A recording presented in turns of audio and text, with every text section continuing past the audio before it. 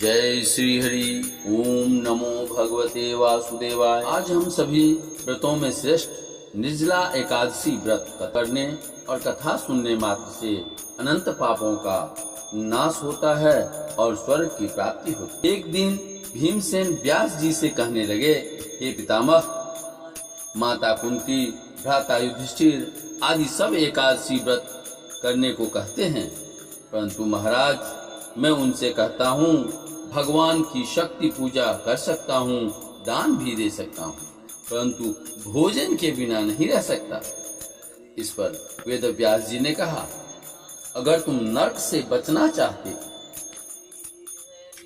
तो प्रतिमास के दोनों एकादशी को अन्न न खाया करो।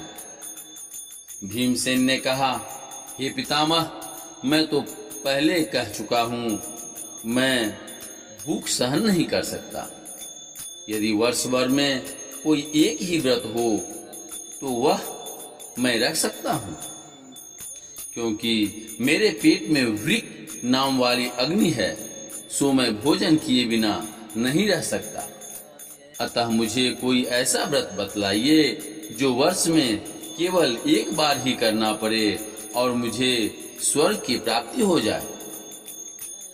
श्री व्यास जी कहने लगे कि हे पुत्र, बड़े बड़े ऋषियों बहुत शास्त्र आदि बनाए से बिना धन और थोड़े परिश्रम से ही स्वर्ग की प्राप्ति हो सकती है। इसी प्रकार शास्त्रों में दोनों पक्षों की एकादशी का व्रत मुक्ति के लिए रखा जाता है। वचन सुनकर भीमसेन नरक में जाने के नाम से भयभीत हो गए और कांप कर कहने लगे, मास में 2 व्रत तो मैं कर ही नहीं सकता। हाँ, वर्ष में एक व्रत करने का प्रयास अवश्य कर सकता हूँ। अतः वर्ष में एक दिन व्रत करने से यदि मेरी मुक्ति हो जाए तो ऐसा कोई व्रत बतलाइए। यह सुनकर श्री व्यास जी कहने लगे कि वृषभ और मिथुन की संक्रांति के बीच ज्येष्ठ मास के शुक्ल पक्ष की जो एकादशी आती है उसका नाम निर्जला है। तुम उस एकादशी का व्रत करो।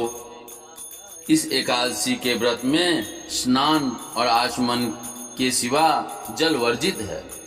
आचमन में 6 मसा से अधिक जल नहीं होना चाहिए,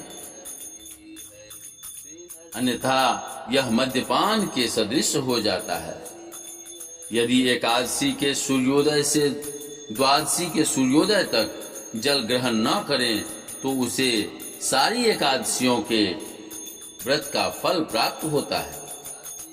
ओम नमो भगवते वासुदेवाय मंत्र का उच्चारण भी करते रहना चाहिए।